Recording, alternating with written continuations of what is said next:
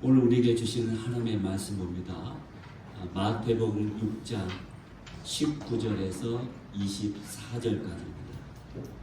마태복음 6장 19절에서 24절까지입니다. 신약 성경 8면 되겠습니다. 8면. 제가 한 절, 또 여러분들이 한 절 이렇게 교독하겠습니다. 19절입니다. 너희를 위하여 보물을 땅에 쌓아두지 말라. 거기는 종과 동록이 해하며 도둑이 구멍을 뚫고 도둑질하느니라. 오직 너희를 위하여 보물을 하늘에 쌓아두라. 거기는 종이나 동록이 해하지 못하며 도둑이 구멍을 뚫지 못하고 도둑질도 못하느니라. 내 보물 있는 그곳에는 내 마음도 있느니라. 눈은 몸의 등불이니 그러므로 내 눈이 상하면 온 몸이 밝을 것이요 눈이 나쁘면 온 몸이 어두울 것이니 그러므로 내게 있는 빛이 어두우면 그 어둠이 얼마나 더하겠느냐. 한 사람이 두 주인을 섬기지 못할지니 혹 이를 이를 미워하고 미워하고 저를 저를 사랑하거나 사랑하거나 혹 혹 이를 이를 중요하고 중요하고 저를 저를 정의하거나 정의하거나 너희가 하나님과 재물을 겸하여 섬기지 못하느니라. 아멘. 자, 우리 앞뒤로 하늘 소망으로 삽시다. 하늘 소망으로 삽시다. 여러분 정말 그렇게 사셔야 합니다. 정말 그렇게 사셔야 합니다. 하늘 소망.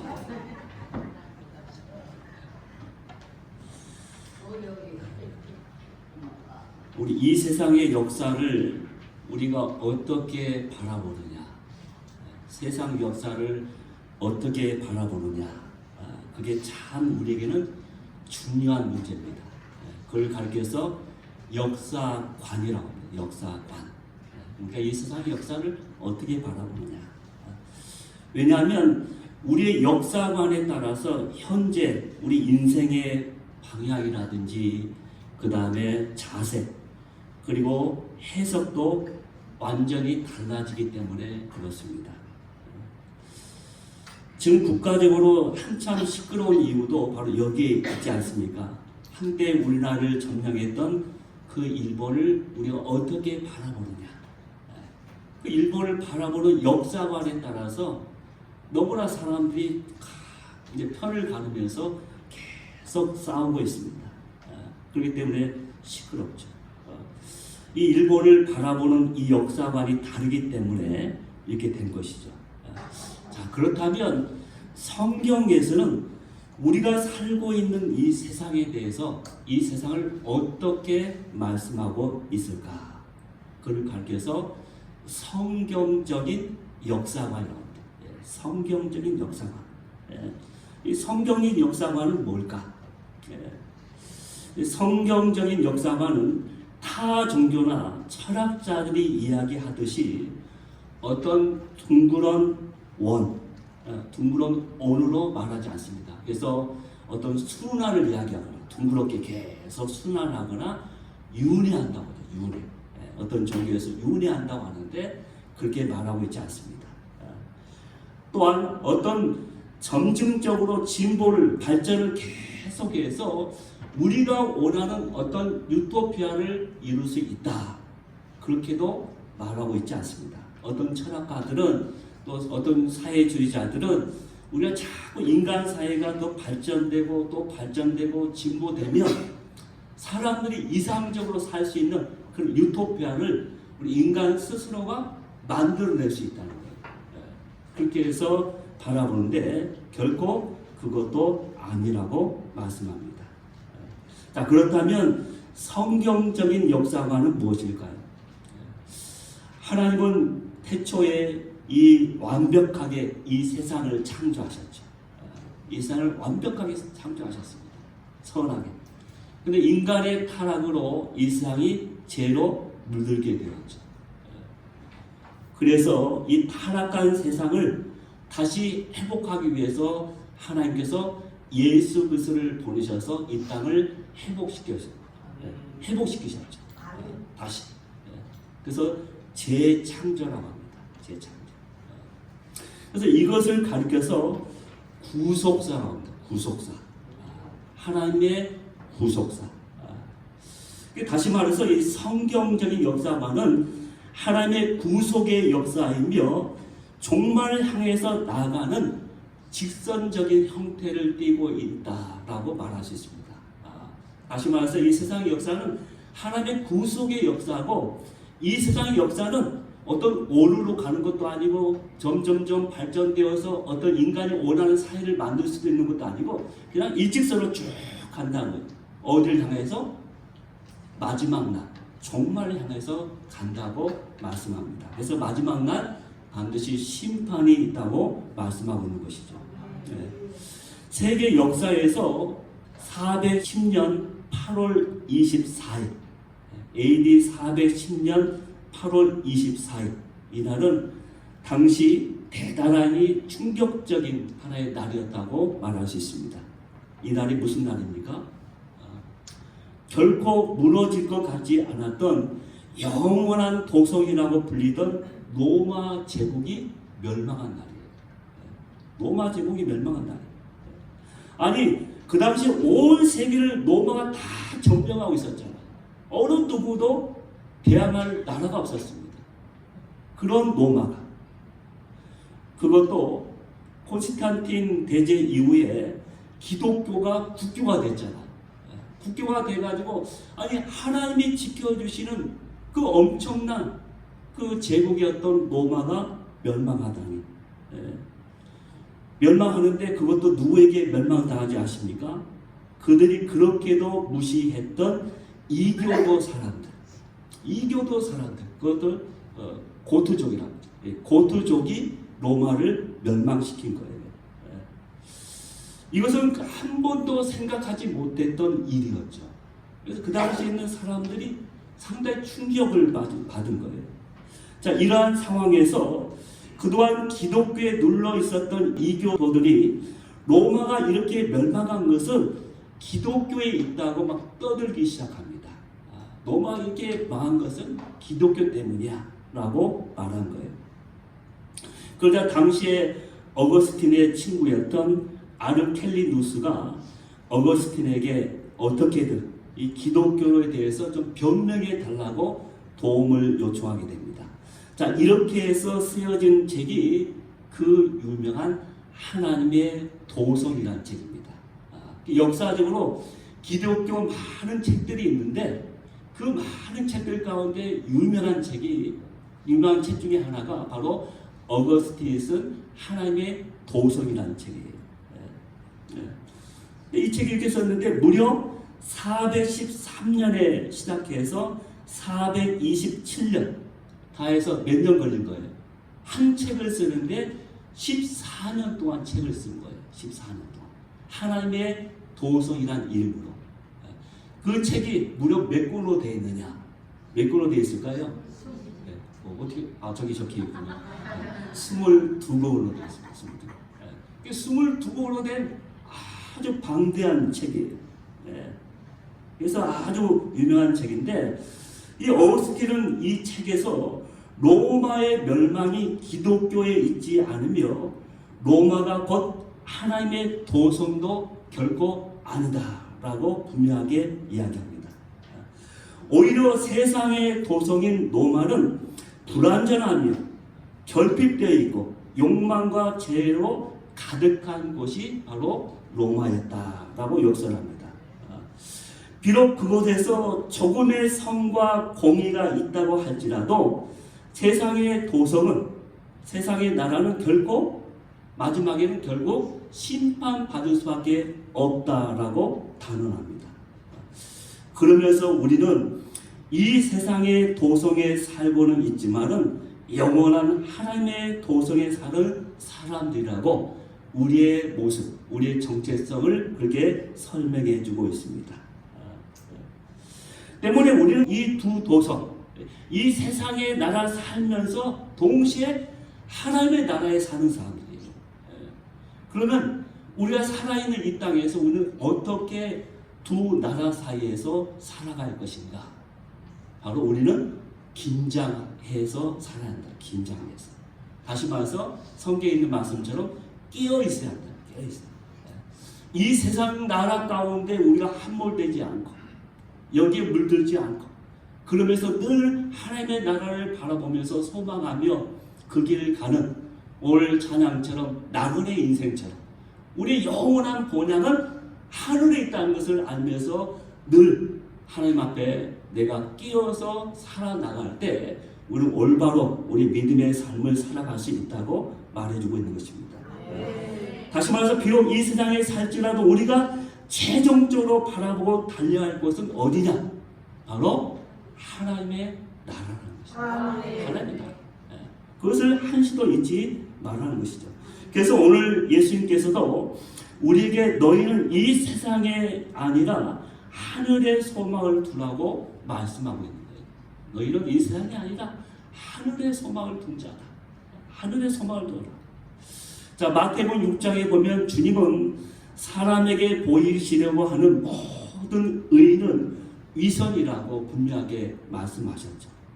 그러면서 사람의 영광을 얻으려고 하는 구제나 기도 그리고 금식은 이미 자기 상을 다 받은 사람들이기 때문에 하나님 앞에 합당치 않다고 말씀하셨습니다.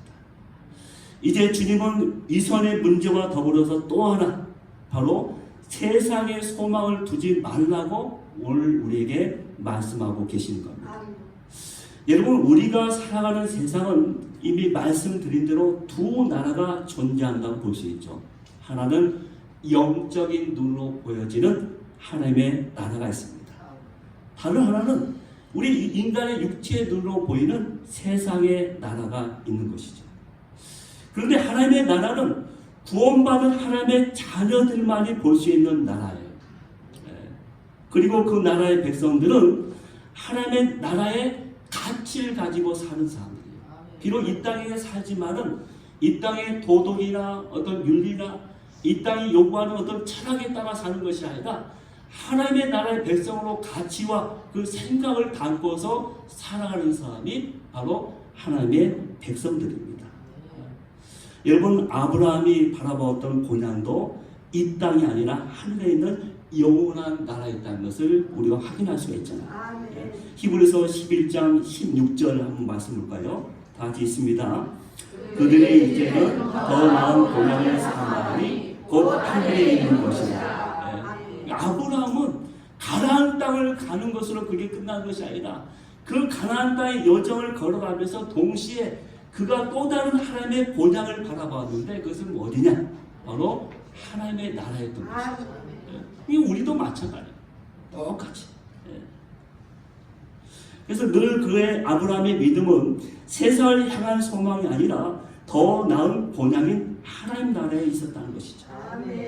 반면에 조카 롯은 영원한 나라보다는 눈에 보이는 이 세상에 소망을 두면서 살았던 사람이었다는 것을 우리에게 말씀해 주고 있습니다.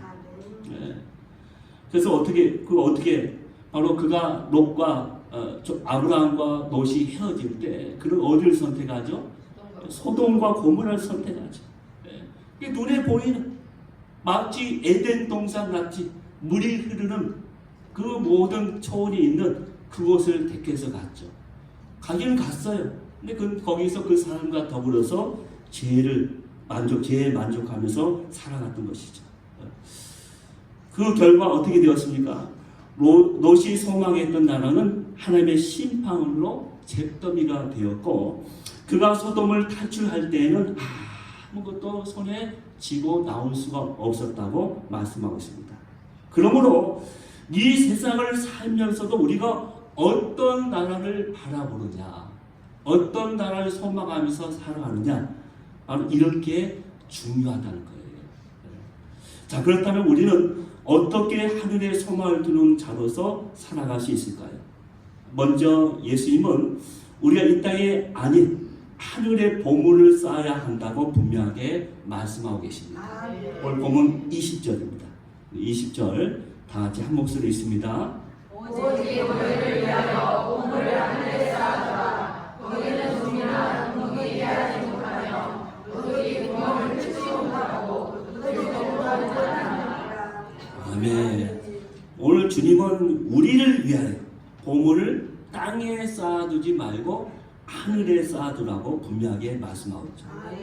이 보물은 우리에게 소중한 것이죠. 그렇죠? 소중한 거예요. 우리 눈에는 세상에 보물을 쌓아두는 것이 좋아 보이지만 하나님 보시기에는 결코 그렇지 않다는 것이죠. 왜냐하면 이 땅의 보물은 종과 동독이 해하며 도둑이 도둑질하기 때문에 그렇다는 거예요. 이 족은 뭘까요? 족. 옷이나 음식을 해치는 벌레들을 말하죠. 그럼 이 동독은 뭘까요? 금속의 부식을 가리키는데 가끔 쥐들이나 그런 것들이 입히는 해를 말하기도 합니다.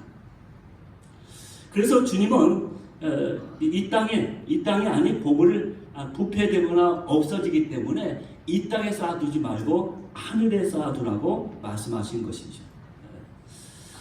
누가복음 12장에 보면은 한 어리석은 부자가 등장하고 있죠. 이 부자가 추수 때가 되었습니다. 근데 그에 따라 농사가 너무 잘 된 거예요. 그래서 쌓아둘 곳이 없어서 어떡합니까? 그래서 곡간을 더 크게 짓잖아요. 그래서 곡식과 물건들을 잔뜩 쌓아두게 됩니다. 그리고서 자기 영혼에게 이렇게 말합니다. 누가복음 12장 19절 뭐라고 말합니까? 영혼아, 여기에 쓸 물건을 많이 쌓아두었더니 편안히 쉬고 먹고 마시며 즐거워하라. 곡간에 잔뜩 쌓인 곡식을 보면서 물건을 보면서 자기가 자기 영혼에게 만족하면서 그렇게 이야기하고 있는 거예요. 지금 이 부자에게는 풍성하게 주신 하나님은 없습니다. 자신의 곡간에 쌓아둔 눈에 보이는 그 물건만, 곡식만 보였던 것이죠. 그리고 자신은 그냥 이 세상에서 이제 마음껏 먹고 마시고 그리고 즐기는 것만 생각하고 있었던 것입니다. 그러다 지금까지 이 모든 모습을 가만히 지켜보시던 하나님께서 한 말씀 하십니다. 20절 말씀일까요? 20절 다 같이 한번 믿습니다. 어리석은 자여 오늘 밤에 내 영혼을 도워 주시리니 그러면 내 준비한 것이 누구 것이 되리라. 아멘. 하나님께서는 이 부자가 참으로 어리석다고 딱 평가하십니다. 참 어리석다. 왜 그렇습니까? 하나님이 그날 밤에 그의 영혼을 둘러가시기로 작정하셨기 때문에 그래요.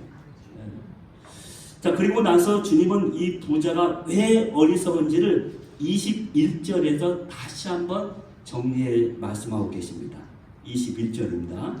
자기를 위하여 재물을 쌓아두고 하나님께 대하여 돌아가지 못한 자가 이와 같으니라. 다시 말하면 하나님을 향하여는 재물로 섬기는 것에는 정말로 인색하면서 자신의 욕심을 위해서는 잔치하며 아낌없이 사용하는 그것에 대해서 주님은 책망하고 계신 것이죠. 여러분, 오늘 주님은 저와 여러분에게도 똑같은 질문을 하고 계십니다. 다시 한번 우리에게 묻고 있는 것이죠.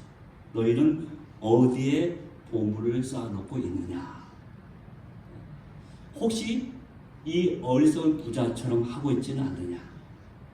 오직 너희를 위하여 보물을 하늘에 쌓아두라. 여러분, 지혜로운 자는 영원히 부패되지 않으며 완전하게 보관되는 하늘나라의 보물을 쌓아두는 자입니다. 그런데 이러한 지혜는 믿음으로 바라볼 때만 가능한 거예요. 절대 이 세상 사람들은 그렇게 하지 않습니다. 오직 믿음의 사람만이 그렇게 할 수가 있는 거예요. 우리가 이 세상의 마인드로 살려고 하면 절대 이룰 수 없죠. 그러나 천국 백성의 마인드로 이 세상을 바라볼 때 우리는 그런 삶을 살 수가 있다는 겁니다. 그래서 주님은 바로 우리를 위하여 보물을 하늘에 쌓아두라고 말씀하신 겁니다. 왜냐하면 21절에 보면 내 보물이 있는 곳에 내 마음이 있기 때문이다 라고 말씀하고 있죠. 우리 보물이 있는 곳에 내 마음이 있기 때문에 결국 우리가 이 세상을 보느냐 아니면 천국을 바라보느냐 이것을 결정하는 것은 뭘까요? 바로 우리의 마음이 있다는 거예요. 우리의 마음. 그러므로 저와 여러분은 항상 우리 마음이 어디를 향하고 있는지 어디를 바라보고 있는지 한 번쯤 자세하게 점검할 이유가 바로 여기에 있는 것이죠. 자, 그렇다면 우리는 어떻게 하늘의 보물을 쌓을 수 있을까요? 여기서 보물은 단지 물질만 말한 것이 아닙니다. 그 이상의 것을 의미하고 있다는 것을 알아야겠죠. 다시 말하면 여기서 보물은 우리에게 가장 소중히 여기는 것을 말한다라고 말할 수 있는 것이죠. 자, 그러면 우리에게 이 세상에 살면서 가장 소중하고 가치 있는 일은 뭘까요?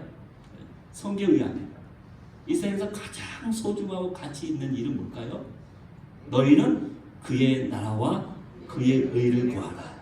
하나님의 나라와 하나님의 의를 행하는 것이라고 말씀하고 있습니다. 하나님을 기쁘시게 하는 것, 그 모든 것을 말하고 있는 것입니다. 때문에 우리가 하나님을 기쁘시게 하는 구제로 하늘의 보화를 쌓을 수 있습니다. 기도와 금식으로 하나님 앞에 나아가는 자도 하늘의 보물을 쌓는 자입니다. 더 나아가 우리가 주일에 예배를 드리며 또 예물을 드리며 봉사하는 것도 하늘의 보물을 쌓는 거예요. 우리가 한 영혼을 구원하기 위해서 전도하는 것도 결국 하늘의 보물을 쌓는 겁니다.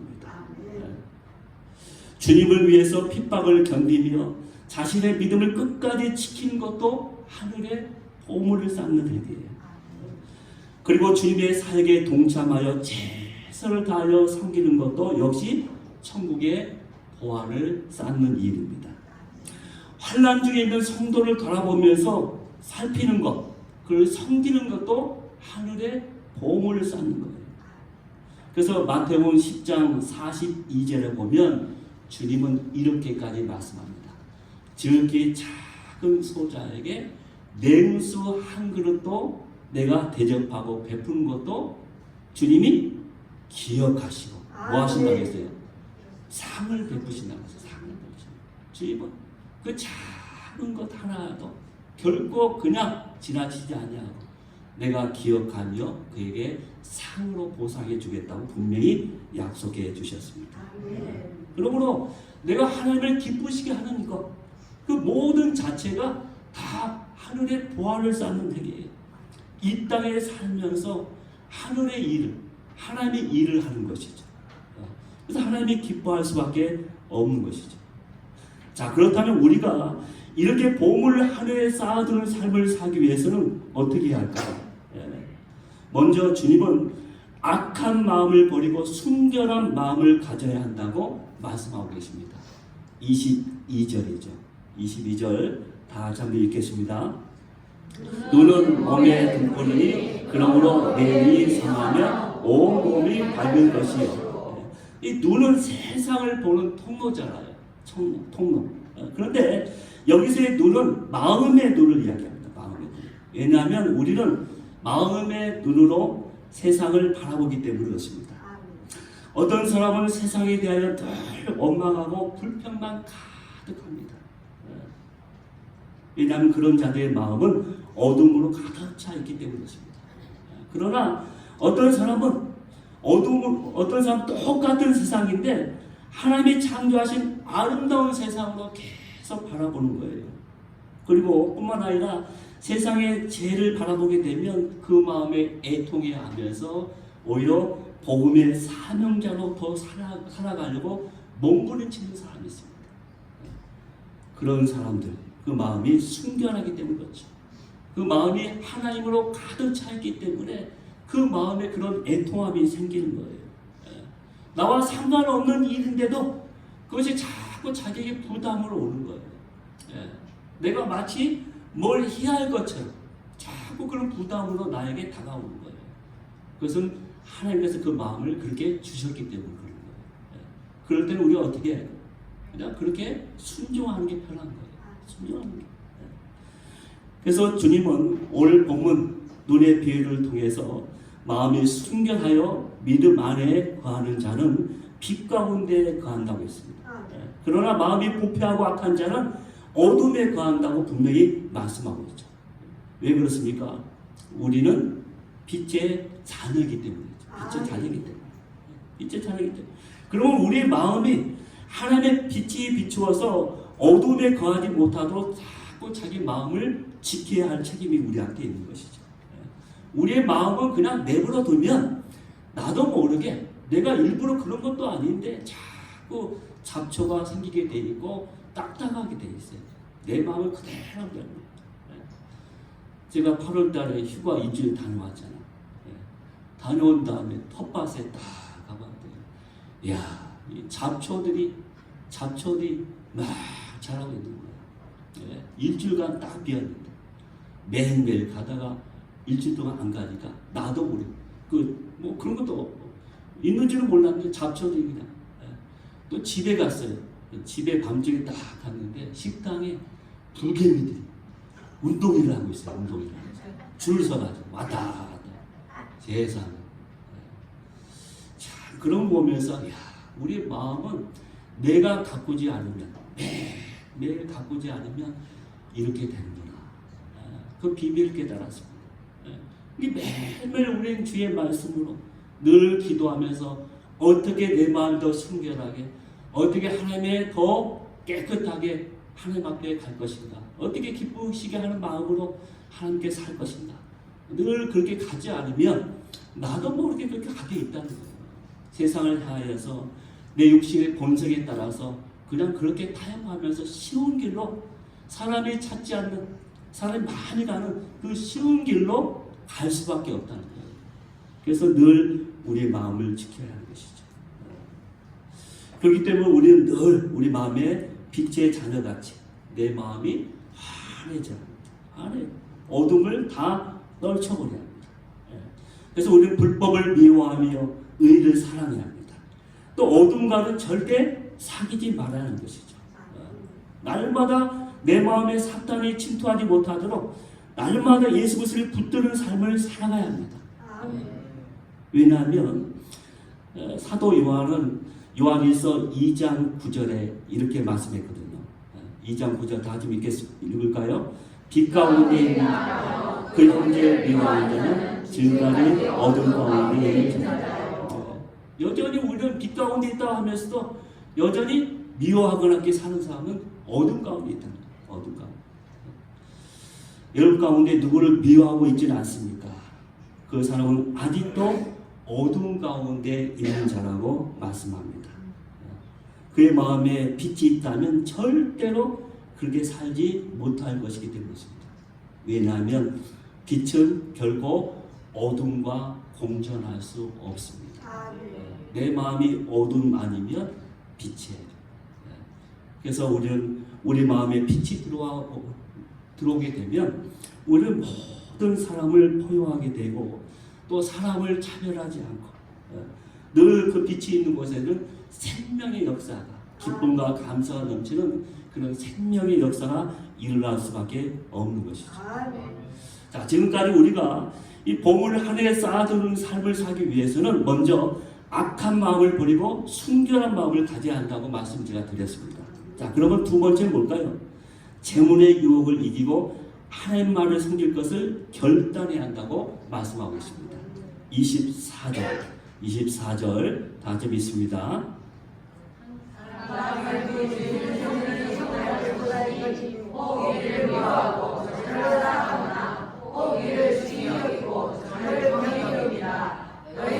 하나님과 재물을 겸하여 섬기지 못하느냐. 아멘. 주님은 분명히 이야기하죠. 한 사람이 두 주인을 섬길 수 없다. 그래서 하나님과 재물을 겸하여 섬길 수 없다.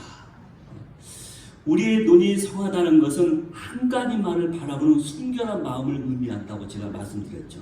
그런데 우리의 눈이 한 가지만 바라보지 않고 두 가지를 바라보려고 그래요. 그럼 어떻게 될까요? 우리가 두 가지를 동시에 바라볼 수 있을까요? 이쪽 눈은 이쪽으로, 이쪽 눈은 이쪽으로. 그럴 수 있을까요? 그 눈이 나쁜 사람이죠. 이게 성경 그것을 가르쳐서 악한 사람이라고 합니다. 악한 사람. 그러면 하나님은 우리가 순결한 마음으로 하나님만을 섬기기를 원하시는 것이죠. 여러분, 하나님은 처음부터 하나님 외에 다른 신을 두지 말라고 우리에게 말씀하셨죠. 십계명 가운데 첫 번째 계명이 무엇입니까? 출애굽기 20장 3절에 뭐라고 했습니까?